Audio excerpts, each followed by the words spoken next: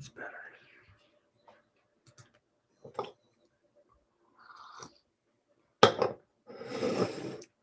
And it is back to you.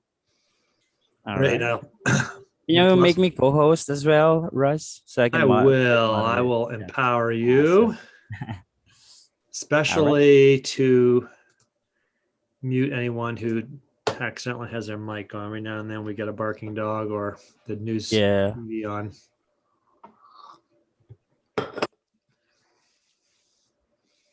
Yeah, because sometimes I wasn't able to mute some of the participants because I was checking the chat as well. No, I get it. Yeah. I get it. Thanks for all you do. I appreciate the tech Not help, a the problem. TA help, man. It's a big help to guides, let me tell you. Yeah, I'm happy to help. Streamlines our work. You know what I really like? I especially love, I think you do it, these alphabetized attendance lists. Oh, those are make it much easier. Yeah, because in Zoom, when you look at the participants, it was already in order, in alphabetical order. So yeah, I just do like that. But sometimes if someone is talking, their names would automatically go up in the order. So that if that thing happened, I would just put their names on the different or in order, something like that. I forgot to check the attendance of this morning's class. How many people? 18. So if they all come, that's a good sized class. But if it's 8 or 10, it should be easy to answer questions live. We'll see. But I'll ask them at the beginning to put their questions in the chat. Yeah. And that way you can pick them up. Have a good class, guys. Thanks, Sharon. Thanks, you have a good day. Have a good day. Sharon just that's someone else with that global background. I sometimes use that one. Good morning, everyone. Good morning, Susan, Diane, Connie, and 022403. Joanne. That's Joanne. Joanne. Hi, Joanne. How are you doing? Oh, I'm fine. Want me to rename you? Oh, I was gonna do it. Go right ahead. Go right ahead.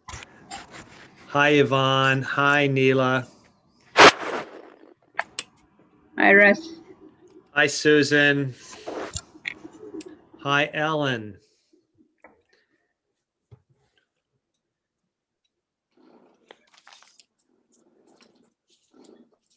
Good to see you all. This is Friday, the last day of our week, the 23rd, one more week of April. Hi, Emily. How are you? Good to see you again. Hi, Susan. Hi, Ellen and Martha. Martha's got some great flowers there. Hi, Fran.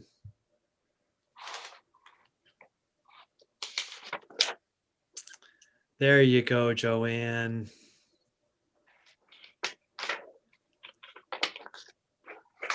Anybody here this morning? This is your first Get Set Up class?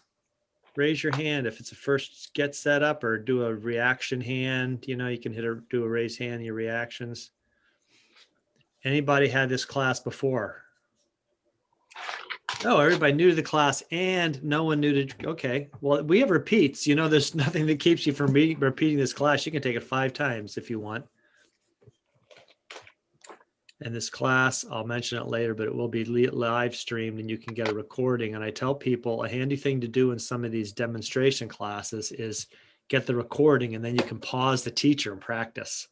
So that's another handy thing. Hi, Martha. Hi, Neela. I may have say some of your names twice, but Ellen, and we have RG Duval, Carol, Robin, and we have one more person connecting.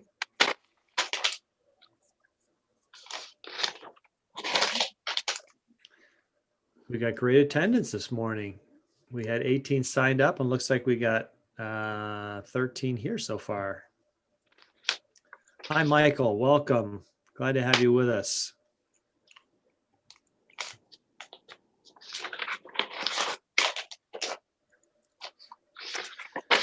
Some of the people that were in the class last week were requesting that we do a word intermediate class. So if you'd like a word intermediate class, there's 2 ways you can let us know that this morning. First way is you can put that in the chat right now. and we'll have it.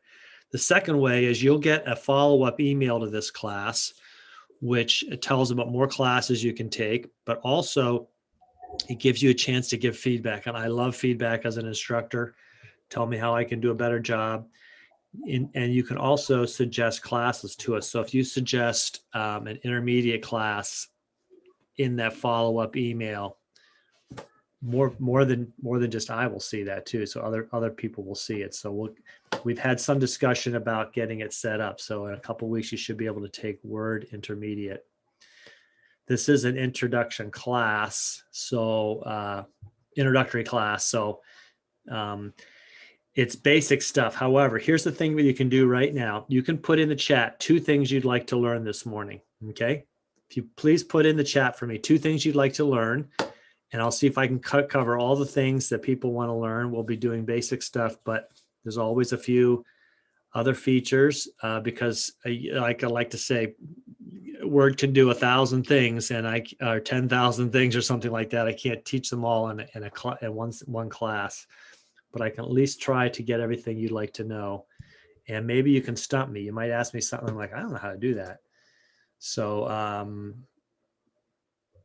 okay, RG's here for a refresher. Great. And you'd like the intermediate. Okay, so simple personal booking. Okay. I'm not sure what that is, Michael. Maybe you want to give me a little more explanation of what you mean by booking. Susan wants to save and find again a file. Okay. Create a PDF. Oh, that's a good one. That's a very easy thing to show you. I'm going to write that one down. Let's get some of these things down. PDF. Personal bookkeeping. You know, that one I don't know in Word, Michael. And hi, Roz. Welcome. We've got a great class this morning. Pat, we've got quite a few joined. How to read back your Word doc. Okay.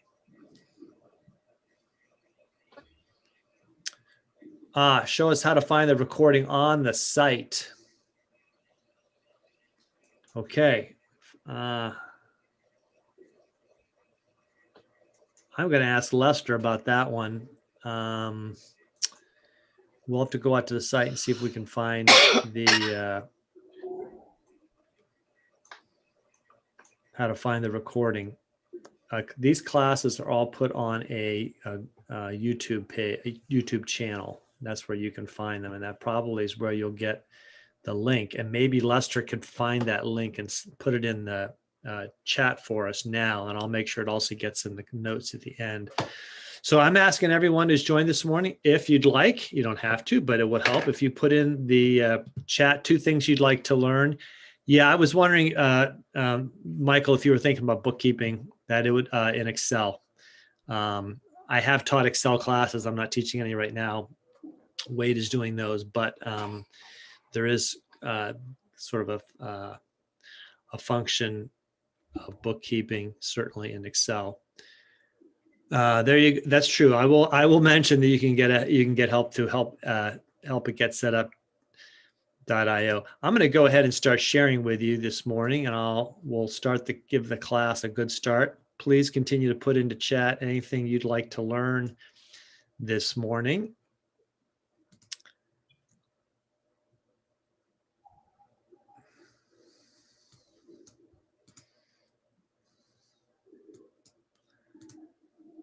And let's get this to the start here.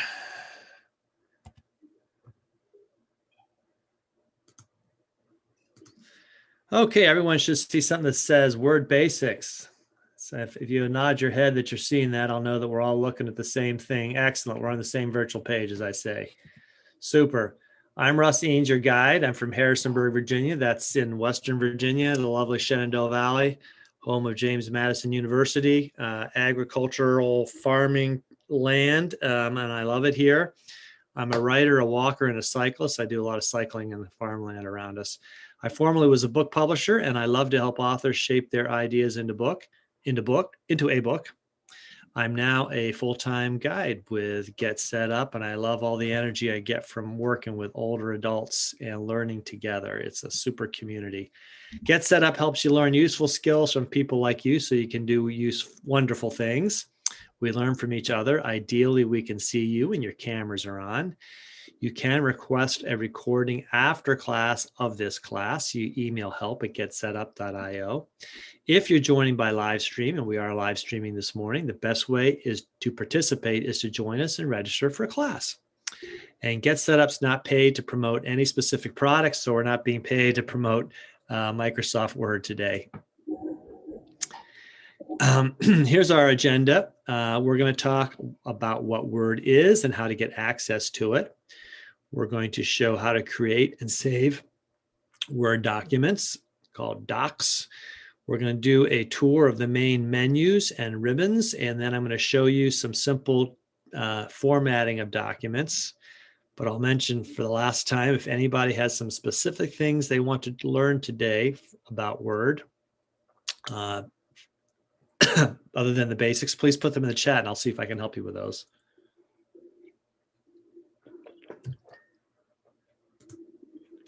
What is Word? Word is an industry leader for nearly 30 years in word processing. Oops, we went a little too far there. Back up a bit. However, Google Docs is gaining in popularity and is easier to share with other users. And by the way, Google Docs is free. And I've been using Word for about 35 years. So I've been through a lot of iterations of Word. And I'm now currently using the latest version. How do you get access to Word? Well, it comes as a part of Microsoft 365. The subscription to that for a year is $69.99. You can also get it for a month for $6.99. Microsoft 365 includes Word, Excel, PowerPoint, OneDrive, which gives you a terabyte of storage.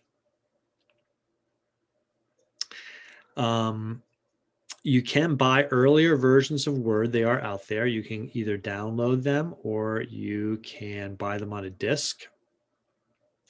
Until recently, I was using Word, Microsoft Office 2016, which I purchased outright. However, Microsoft is basically going to the subscription model where you have to buy it. For the most recent version has to be purchased, and that's their preferred method of operating. And when that's no longer one they want to support, they'll automatically move you to a new one.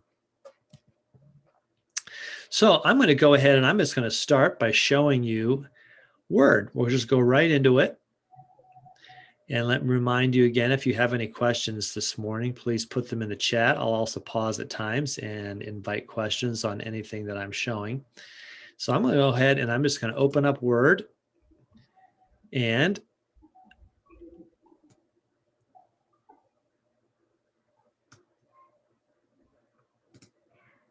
here is what you see when you open Word, and it gives you a whole lot of options. And everybody's seeing what I'm looking at with Word here? Yep, good.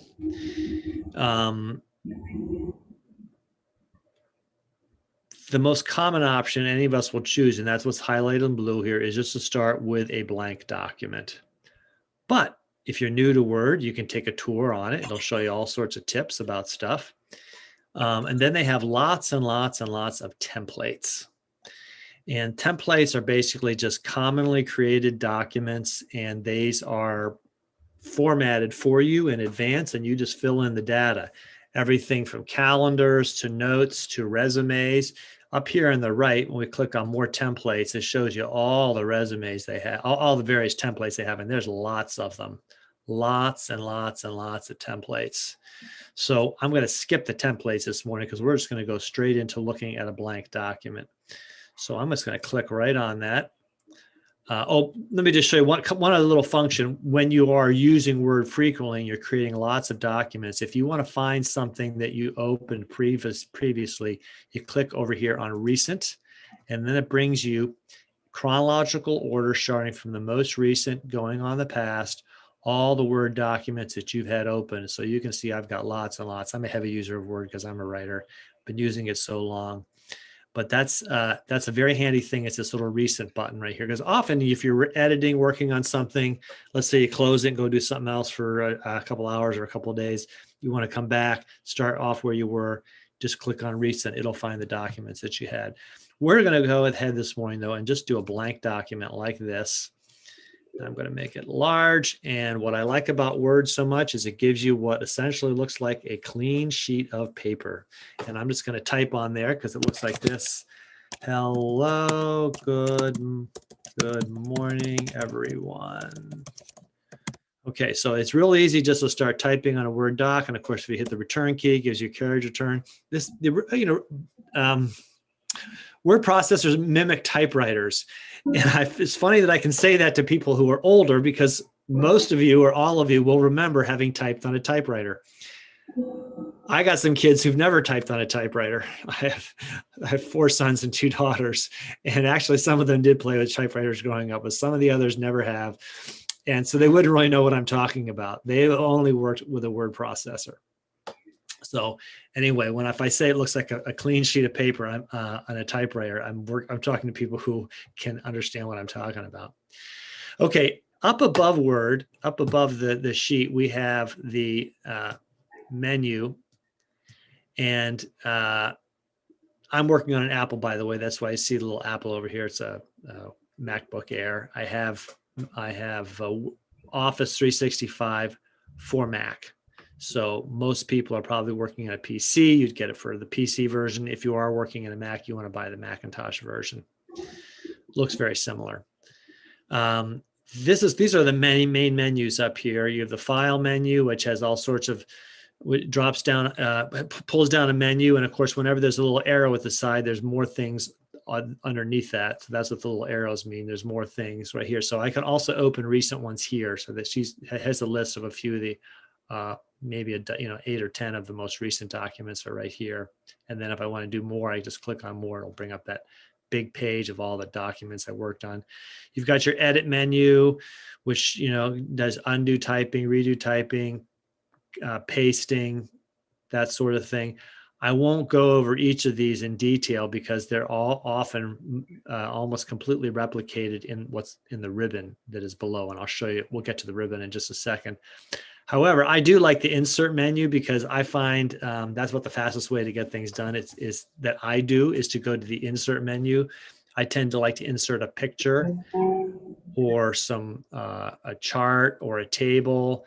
Actually, the thing I insert the most are hyperlinks. I like to insert breaks, footnotes, captions, page numbers. So those are all very handy things that I tend to do a lot of formatting with. So I do use the insert menu a lot. It's faster for me than going out and finding the ribbon it's in and then finding the icon on a ribbon.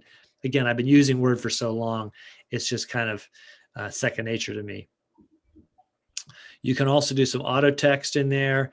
And you can put some of that auto text in a footnote. I'm one of those people that I do print out my documents, and I sometimes like to put in the footer some of this information, which is the file name, the file path, right down here. So that is information, handy information to know it's right there for you. So those are the menus. And again, Word, what's great about Word is you can go in and just play around with it, experiment, and just find out what does what.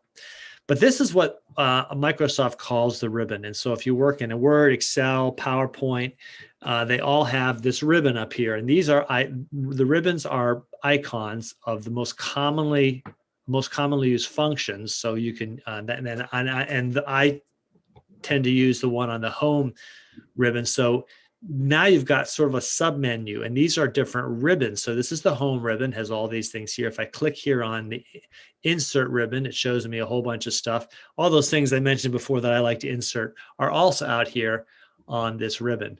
So I can find them here. There's a drawing ribbon. I don't ever use that. Certainly you could. There's a design ribbon. And this is a little bit more for an intermediate to advanced class because you can set up these different themes that you can create for your Word document, especially let's say if you're working on a manuscript or a report. Then there's the layout. And again, here's a lot of things that you can find in the layout. So if you want to just make 2 columns, see this thing here that says column right here. You can make the thing you're typing 1 or 2 or 3 columns. You can also here adjust the size of the paper that you're working on. Most of us in America work on an 8.5 by 11 sheet of paper. But if you're European, you would probably be using the A4, which is very similar. A4 is a little bit narrower and a teeny bit longer. That's the difference between 8.5, 11 and A4. But these are the very common sizes. Down here, you can see I'm in US letter. That's what 8.5 by 11 is called, letter. If I want to make it a legal sheet, if I'm doing something that I want to put on a legal sheet of paper, I can change the size. That will change the format of the page you're typing on. You can also change here the orientation. You can have a portrait, which is long like this, or a landscape, which is wide like that. So if I want to change it to landscape, now it's changed my orientation so that it's wider than it is longer. But again, most of us type on a 8.5 by 11 portrait sheet. And you can adjust margins over here. Frankly, I don't touch my margins. I leave them alone most of the time. Then you have references, which is where you can do things like endnotes, footnotes. You can put captions into photos, all sorts of fun things. Again, I would come in and play around with it. You can create a table of contents that looks like has a certain look to it. Mailings, this is a very advanced thing. Word has mail merge. You can create a business letter. And if you get into learning how to use mail merge, you can put in a database of names and addresses, and it'll customize every single letter. Dear Frank, dear Joe, dear Mary, dear Ellen, dear whoever, and with their address in a business letter. And then it'll also can give you mailing labels. Very powerful stuff. We're not going to talk about that today. Then there's the review pane, the review ribbon. And I will just mention this. If you're an author or writer or someone doing work where you're collaborating with others, this can be helpful. You can turn on something called track changes. Again, this is an advanced feature, but I just want to let you know it's here, which will show you all the changes you've made in your document. It's more useful for people that are reading your document and want to make some editorial changes. If you leave track changes on in your document, you're typing stuff and erasing it and typing it and erasing it and correcting this and correcting that, the margin will get so full of corrections, you won't like it. So it's more of a thing for others. And then there's different ways you can see that track changes. I've turned it off for simplicity. I'm going to spend my time this morning on the home ribbon and show you some of the common things that are in the home ribbon, because this is the basic stuff that most people use in Word. So I've typed here a sentence, got to put a period on it, and then I hit a carriage return, and I can say, how are you all today? Okay.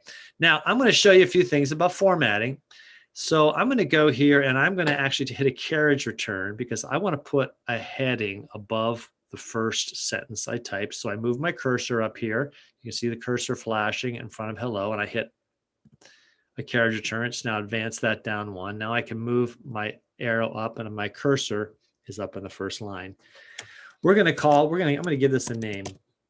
Greetings to the class. Okay. So that's what I'm going to call this. That's the heading of this document. I'm going to put extra carriage return in so it's separate from it all.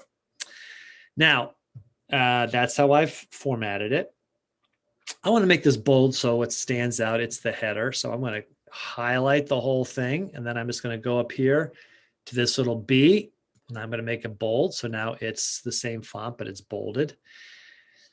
You can bold things, you can italicize them. So now it's bold and italicized. And if I want to make it underlined, I can make it underlined. I've now got bold, italic, and underline. Does that stand out? A little too much, in my opinion. By clicking on those same icons again, I've just removed that formatting. So I've just clicked on the underline or U, clicked on the I, and I've removed the italic, but I'll keep the bold. If you're using you can also do these same things with keystrokes. On the Mac, it's Command B, Command I, Command U. You highlight them. That's a quicker way to do it than moving your cursor around. I believe in Microsoft, it is Control I, Control U, Control B. Do the same thing. Just different ways to do the same thing. Some people find the keystrokes a little easier. I actually do, than having to get my cursor out and move it around. Up here, you can do different things as well. I can change the font size. So I can go over here. I can change the font or the size. It is a Times New Roman. If I want to make it something else, like one of my favorite fonts is a Helvetica, I can change it to a Helvetica. So now my heading is now a Helvetica instead of Times New Roman. And you can see up here, it says Helvetica. And let's say I want my heading to be a different size. So I go over here, this is the font size. I like my headings to be about 25% bigger than the text. So I'm going to make it 16. So now I've got a header that's 16 bold Helvetica. And the body of my text, by clicking down here on this one, that is now Times New Roman. Times New Roman is the most common font in the English speaking world. So the reason it's useful to know that is because if someone is opening your document in some other format, maybe they're opening it in Google Docs, maybe they're opening it in WordPerfect, they will have that font. Or maybe they're even opening it in a much earlier version of Word. By the way, those earlier versions of Word are perfectly fine. If you have one and it's working for you, that's fine, keep it. Microsoft won't support it anymore. That means if there's a bug or something, problem with it, they won't fix it for you. They don't send updates to the product, but they work just fine. So sometimes earlier versions of any of these programs don't have the same fonts. So that's why I tend to like to choose the common fonts. That way a person can open it in one of those other formats. Now, before I go any farther, anybody got any questions about any of the formatting and opening stuff I've showed you? I'm going to show you how to save this and how to name it in a second. But any questions about what I've shown you so far? And I'll also check the chat.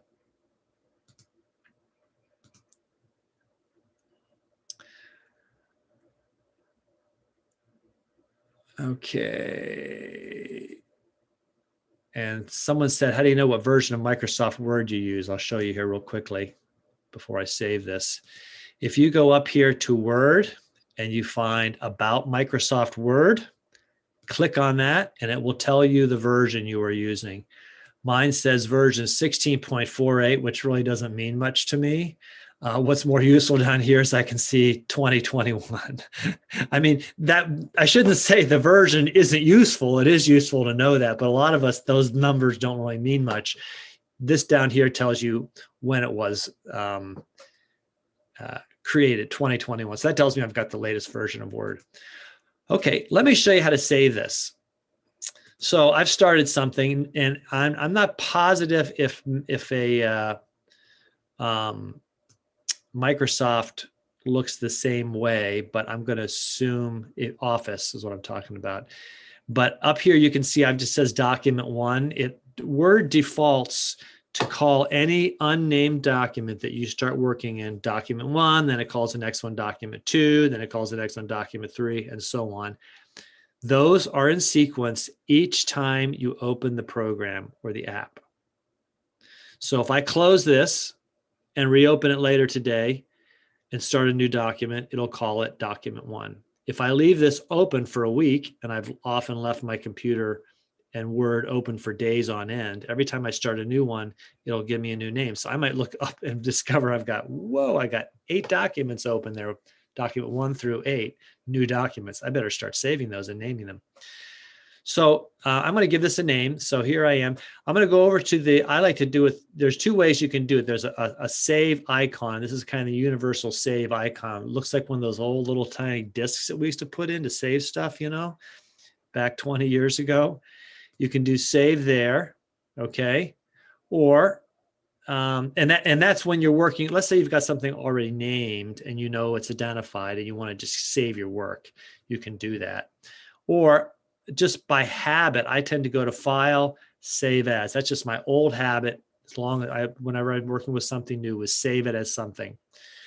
So notice that the Word has picked a default title or name of the document for me. Greetings to the class. What it does is it tends to save whatever is in the very first line. Name it, whatever is in the very first line, and save it as that. So often when I'm working with documents and I'm creating documents, and I'm a writer, so I might start a new chapter of a book I'm working on. I will often put in the first header, chapter 2, biking from Pittsburgh. I'll put all that in there. And then when I go to save it, Word will find that first line and it'll save it like that. So it's a very handy way not to have to kind of have, go in and enter the name of a document you want to save it as. Right here, you can see this is highlighted, so I can actually change it to anything I want to. I can rename it entirely. But it's a handy thing that I like about Word. I'm not sure the much earlier versions of it did this, but every version I've worked with in the last maybe 5 to 10 years has had this feature. I really like it. I'm actually not going to save it right now. I would hit the big blue save button because this is just a practice document. So I just hit cancel. If you don't want to save it, you can cancel it. Someone asked, how do you find them? Okay, now remember, I'm working on a Macintosh, so Microsoft Windows won't look exactly like this necessarily. But Mac gives you an option down here to create a new folder if you want. So right here, it shows me I'm saving it in something called Get Set Up. That's where it would be saved. But if I want a new folder, I go down here and this is Mac, remember, I click on New Folder, and it'll put a new folder into Get Set Up. All right, so that's how you find it. Someone asks, how do you refine, or how do you find it? I guess find again that document. Let me go ahead and say this one because then we can find it. I'll save it. If I were to open my recent ones, it would then automatically find this. Remember when I showed you at the beginning, when you go to start, and it will say, what do you want? And it gives me the option to open recent ones. So that's how I've saved the document. I've named it, I've saved it, and now I can work on it. The most recent versions of Word that I have worked with autosave very frequently. You can go up here into your settings. I'm not going to show you that, but I would leave it alone. It autosaves for you frequently. Now, remember in the olden days, we would be told, save your work, save your work, save your work. I won't say not to save your work. I often do just hit the save button if I'm getting up to walk away for a while. But Word does autosave for you, and that is a function built into Microsoft products. It's not 100% foolproof because you could suddenly lose power in your computer and you might lose the last 15 or 20 or 30 seconds worth of work. It all depends on how frequently it's doing the autosave. Mine is set by default to autosave pretty frequently. I like that. Any questions about saving and naming and putting them in folders? Putting them somewhere on your computer? Okay, now that I've shown you how to format and the fonts, and by the way, let's say I want to do a new line that says, here are some font choices. I can do this. I can highlight that if I want to change it, and I go up here again to fonts. It pulls up a drop-down menu. And it will show you, first of all, the 2 default fonts that come with Word, which are Calibri. I don't use them. I've changed my default to Times New Roman. Then it will show you recent fonts. So I've got Helvetica, Times New Roman. How do you like American Typewriter? I like that. It looks like it's typewritten. I kind of find that fun. But let's say I don't want that one. I want to change it to Garamond. That is a great old traditional font, Garamond. That's one of the great fonts from the past. You can change this to any number of fonts, and you've got a long alphabetical list here. I haven't studied how many it is. It's in the hundreds. Too many for me. I find multiplicity of choices drives me crazy. I have a standard group that I like to work with, and every now and then I do like to go through and find one that's fun. You want to make that Bauhaus, you can. That's an old German kind of crazy art style, Bauhaus. Okay, so those are how you can change your fonts. That's up here, and then you can change the size next to it here. Note in Word, if you highlight this whole thing and you want to make it all the same thing, notice up here that it doesn't say what the font is, nor does it say what the size is. That's because there are different fonts and different sizes. And Word says, well, I don't know which one you're talking about. There's different ones, so it just leaves it blank. So if this is highlighted, it will know that was a Helvetica 16 because that's just one line that was set that way. I can do a few other things. I can change the color, so I can change it to red. Frankly, there's a whole palette of colors you can go out here. There's all these, and if you want more, you can click on more colors. It really depends on your use. Frankly, red and black are about maybe green or the most you'll ever need. And if you're printing out in black and white, you won't see the colors of your fonts anyway. I'm going to change that back to black. If you hit automatic, automatic is the same as black. So there's black. But let's say you want to highlight it. There's a little highlighter feature right here, which will highlight it. Anything anything that you've highlighted with your cursor will be highlighted in the color you choose. So I sometimes like to highlight things for people if I'm showing them something in a document. That's a handy feature. Then moving on, you have and this is one where if you want to change how they look, you can make them outlines or shadows. I don't play around with any of that stuff, but people like to play with it for maybe for a flyer or something they're designing. Then there's another whole set of very, very important features over here. Let me just do a couple more lines. And let me just show you how I start typing again. Notice that what has happened, it is when I hit my carriage return, it always repeats the font, the last font that I used. So it doesn't go back up here to Times New Roman. Right here, when this line left off, it was this Bauhaus. So when I started typing again, it reverted, it kept it at Bauhaus. I can change this to the Times New Roman real easily. Let's go back and do that to Times New Roman. Okay, there it is, start typing again. And here is a daily list. So let's say I want to make a list of things. Well, that's what this is over here. I can make a bulleted list. See, it says bullets, or I can make a numbered list. I can also make an indented, outlined list if I want to. So let's make a numbered list. Start typing again. Okay, so get up, brush teeth. Whoop, spell teeth that way. Have a cup of coffee. Read the news. Okay, there's some things that you might want to start doing first thing in the morning. And let's say, well, you know, I actually brush my teeth after I've had my cup of coffee. So I can just take this and I can pick it up here and I can drag it up and I can move them around. So that's how you can make a numbered list. If you don't want that list to be numbered, let's say I want to make just that a bulleted list. I go up here and I change it by clicking on the bullets. Now I've got a nice bulleted list. You can even change how the bullets look. You can get a hollow bullet. You can get square bullets. There's all sorts of things you can do with bullets. But I want to leave that as a numbered list. I like a numbered list, so we're going to make that numbered. Now it's going to keep, every time I hit a carriage return, the new line is going to be a numbered. And if I want to stop using the numbers, I can do a couple things. I can hit return again, and it will move it back over to the left.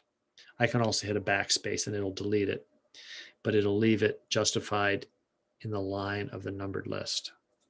So that's how you can do a daily list, or just a bulleted or numbered list. That's what these are right here. You also have some functions. I'm going to go up here and highlight this text where you can, this is justified left. That means it moves it over to the left. If I want it to be centered, I click on the centering and it will take whatever I've highlighted, now make it centered. Or I can make it justified right. This spreads it out. We're not going to use that.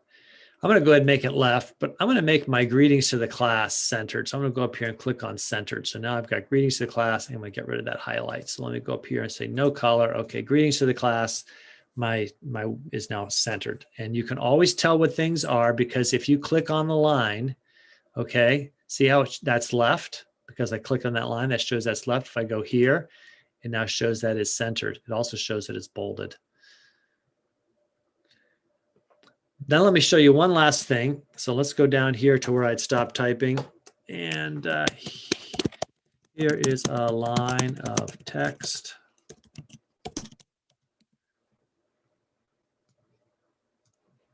And I hit a carriage return.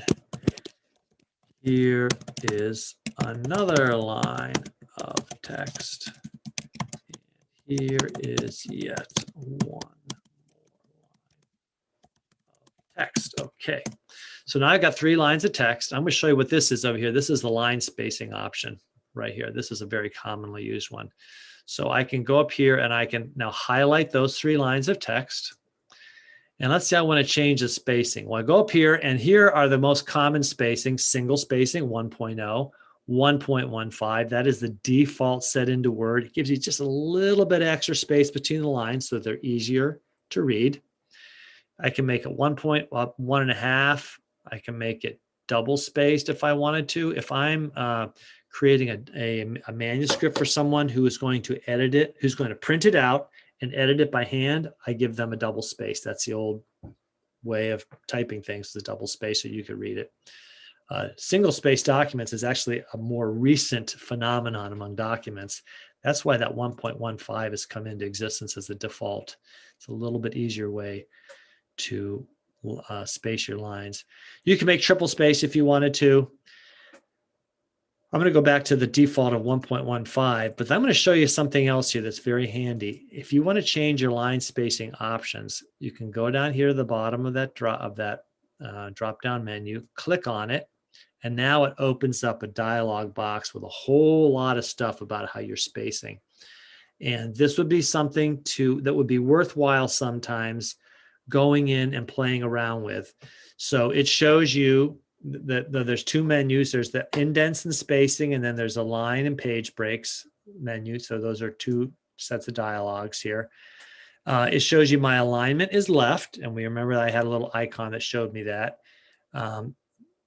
Skip over outline level body text. Indentation is 0 left and right, so I'm not indenting at all. You may remember when you had type papers in college, you had to indent quotations and make them single spaced. Here's how your spacing is before and after each carriage return, and that is 0 point. I leave that at 0. And if you want to change anything, and line spacing is multiple, that means well, this decides how you're going to do the spacing over single lines, double lines, multiple. I'm leaving that alone at multiple. And this is where you want to, if you want to set any of your defaults, you would do it down here. So I'm not going to change anything. I have my defaults set. So that's how you can change this line spacing. That's probably one of the most common things that people do. Let me take a break here and ask if there's any more questions. Go ahead and unmute yourself and feel free to ask a question. I'm also going to pull up the chat here and look for some of the questions that might be in the chat box. Any questions before I start going down some of the chat questions? Anything that I've done so far? Okay. I'm just going to take some of these questions in reverse order. Michael Armstrong asked about find the recording later. We'll show you how to do that at the end, Michael. Is the dictate feature new in the 2021 version? You know, that's a good question. I didn't show this to you all, but this is really handy. Notice over here, when I'm working on the home ribbon, there's a big microphone icon that says dictate. If you click on that, you can dictate into a Word document. And if you say you're writing something, you can do it that way.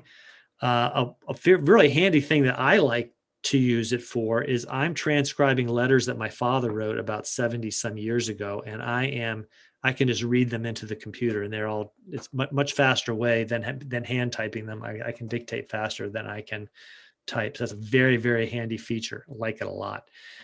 In older versions, I'm not sure where you'd find it, but I think if you go to the tools menu, you should see dictation in here. That isn't where I'm seeing it. Good question where it is in the older ones. I know if you're in Google Docs, it's under tools. Translate language. Yeah, I don't see it here, but don't worry about it. If you're using at least the most recent version is in that microphone. The 2016 version is a good question. I've got a 2016 on an older computer. I'll look that up. Let's see. Someone asked, once the font is changed, how to save it so it doesn't go back to the default standard.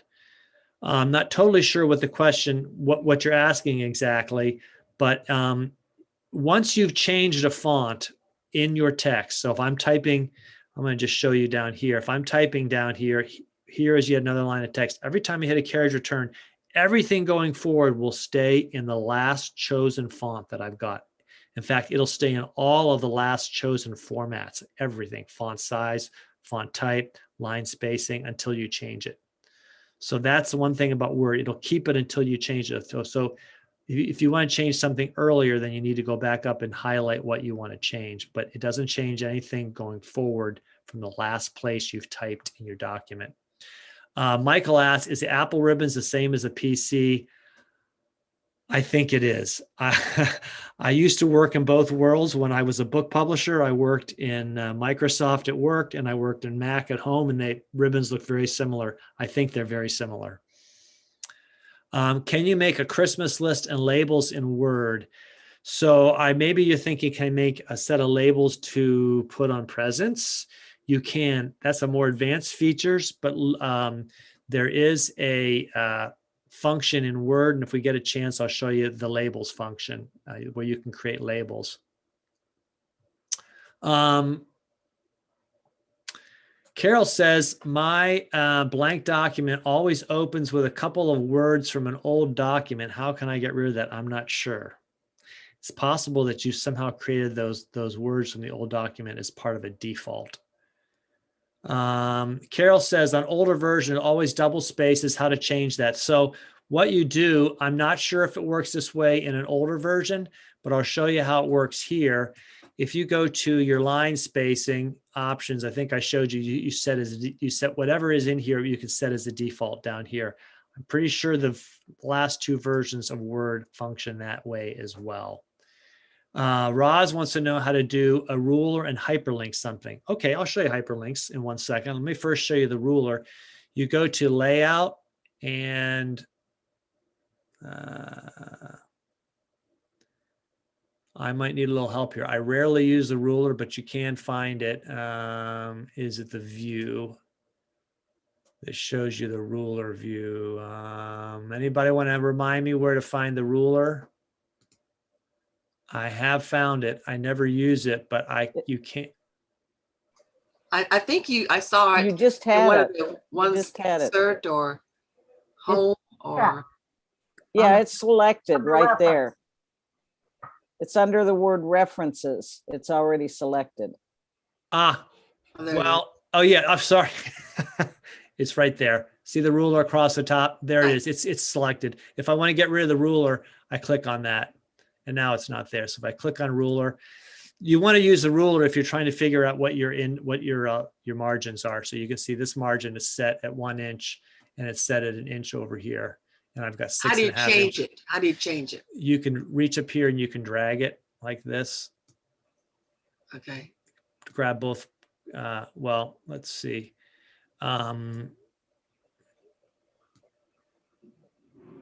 If you grab the bottom like this, that sets your, I haven't used it in so long. These are two different things. One is a margin and the other one is a carriage return. But this is how you would change it here. You would pull both of these lines over like that. That would change it. I'm going to move it back. The reason I don't mess with that is that a lot of printers are set up to only use standard margins. And so I don't like to mess with something accidentally going out of the printing area that the printer allows. And I have that set up on my printer. So that is, but that is how you change it. If you want to do a hyperlink, you do a hyperlink like this. So let's say here is a daily list. Let's say this is something that I actually want to make a reference to, that is a URL or an internet address. You can do it a couple of ways. If you're in the home ribbon, looks like the home ribbon doesn't have it. If you go to the insert ribbon, there's this little thing that says links right here. Okay, and then you can put a link in right there. And if you click on it, here's where you put the address in. And if you have something in the internet that you want to use, like, so I'll go over to Google Chrome. I'll escape out of that. Let's say I want to go into this thing of Rick Steves we're going to see later today. Here's the URL. I go up here, I click on it, I highlight it. So Control C, and then I go back to my document. So I've copied the address out of the address bar of my browser. And I come in here and I click Control V, it puts it in. And I say, okay. And now that is blue and underlined. And as I scroll my cursor over it, it turns into a little glove. That means, hey, there's something there you can press on. Did you say Google V as in Victor? I did Control V and Control C is, or Command C is copy, and Control V as in Victor is to paste. Okay. So I put so let's say if I want to also highlight coffee to be the same thing, I would go up here to my link and I would do link, and I would put the same thing in, Control V, and there it is. And now that's also a hyperlink that will take me to the same place. Doesn't make any sense. It's a Rick Steves thing, but you might want to name it. Like if I wanted to say, get up and watch Rick Steves video. And now I want people to know that Rick Steves video, which one? I go in here, I highlight it, I click on links, and then I just type that, and I default by putting the address in right there. So now that doesn't make sense. That's what that is. There's the way I do it. Again, I'm old school. I really like this one. I just go to insert and I go down here and I find hyperlink, and it brings up the exact same window. Either way, you can get there. I find a little faster because I tend to specialize in using the home ribbon. And then when I need to do other stuff, I just come up here to these menus that I've been using for decades. So I'm pretty familiar with what's in them. Okay, thank you. Okay, that was the hyperlink. How do you bookmark? Maybe that's what you were asking about. How do you put a bookmark in? But you can do the same thing here. It's a bookmark in the menu, you know, where you have all these fast shortcuts, where if you want to go to a website, you go to that bookmark and it opens it up really fast. I think it'll do the exact same thing. So if you go to, where were we? We were on the insert menu. When I clicked on links, one of the options was bookmark, and then you can put in the bookmark name.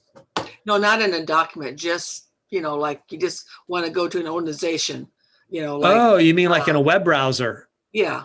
Okay.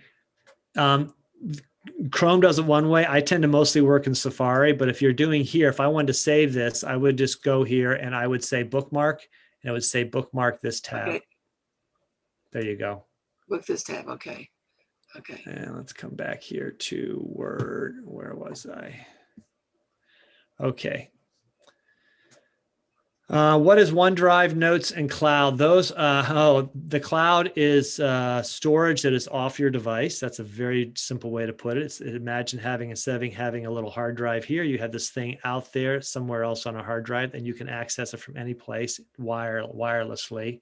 OneDrive is Microsoft's. Excuse me, Russ, is the cloud unlimited space, or you have to pay for it, or? You generally have to pay for it. Now I have it. I use Dropbox, which is a cloud storage. I get 3 gigabytes for free, and I can share it. My wife and I have it, so we can share it from either of our computers.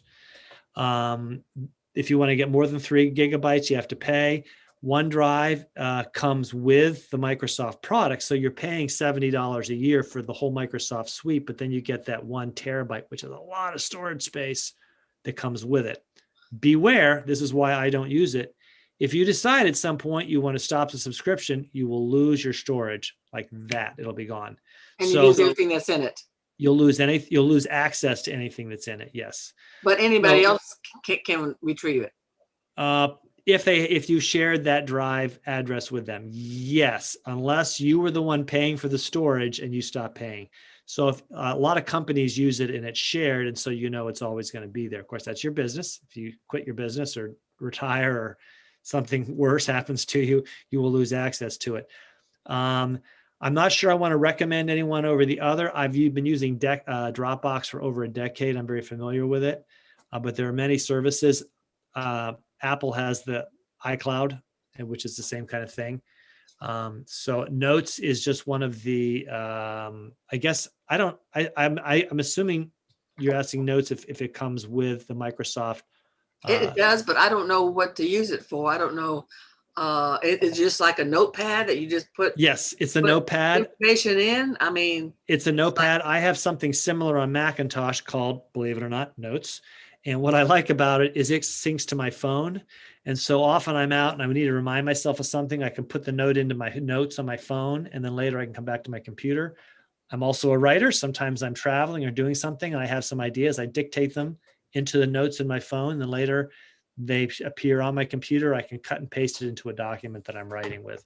So that's a handy thing. so it's just like a notepad. Exactly. It's a notepad. Okay. Yvonne asked how to copy and paste. Copy and paste is like this. You highlight something, Control C or Command C on a Mac, copies it. And then if I want to move it over here and paste it in, Control V or Copy V or Command V. If you do Control or Command X, that cuts it so it goes away. So let's say I want this to disappear right here. I do Control X. Now it's been removed from the text. It's still on my clipboard. I can copy it somewhere else. Let's see if there's one more question that we have time for. I have someone who sent me a Dropbox, but I've not opened it yet. Yes, they gave me suggestions on a paper I wrote. You have to have Dropbox installed on your computer. It's free. I use it. I've been using it for a long time. I really recommend it because you can make a folder public and you can share that with someone else and they can see it. What's that? How do you get it? Go out to the web, go browse the web and search for Dropbox, one word. And it's an app, and you can download it to your computer. You can do it on a Microsoft or on a Mac. I've been using it on a Mac, and actually it works both. The same Dropbox will work across platforms. So you can have a Mac. Like I used to have my Dropbox that I used for home was available on my computer at work. So if my wife called me up and said, can you look at that document I just did? It's in the Dropbox. She did it on a Mac at home. I could find it on my PC at work. Do you have to have a password and stuff like that? Yes, it'll give you a password and it'll give you an account. I believe it's 3 gigabytes free. Okay. And if you want to get more, it costs you. If you have a Mac computer, iCloud also has a certain amount of storage space free. Okay, thank you.